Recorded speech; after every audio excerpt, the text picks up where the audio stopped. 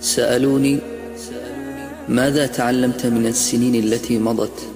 فأجبت: تعلمت أن من لا خير فيه لأهله لا خير فيه للناس. وتعلمت أن أقول الحمد لله على كل شيء.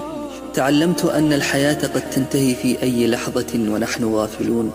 وتعلمت أن أعمل الخير ولا أنتظر بعده أي مقابل لكي لا أصدم. تعلمت أن الكلمة الطيبة والنفس المطمئنة هي رأس مال الطيب على هذه الدنيا. تعلمت أن أغلى إنسان في هذه الدنيا هو ذاك الذي يحيطه الأمن والصحة من كل جانب. وتعلمت أيضا أن من يزرع الثوم لا يجني الريحان، وإن غرس وسقى ولو غسل الثوم بماء الورد لا تذهب رائحته. وتعلمت أن العمر ينتهي والشواغل لا تنتهي. وتعلمت أن بقدر إصغائك للناس يرخي الناس لك أسماعهم.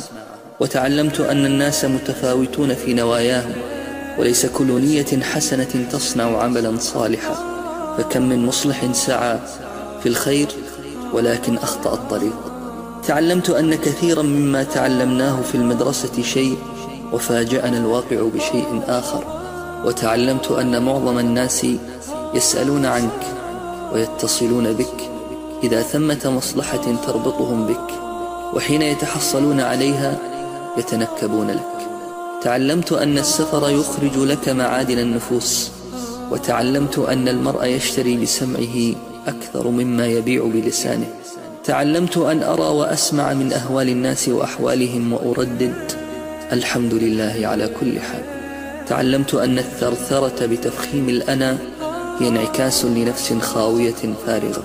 وتعلمت أن أجود معادن النفوس هو الذهب، إذ حتى في الوحل الذهب له بريق ويشع.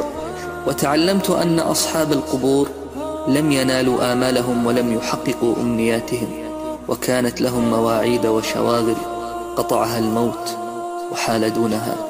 وتعلمت أن أرسل ما يعجبني لمن أحب.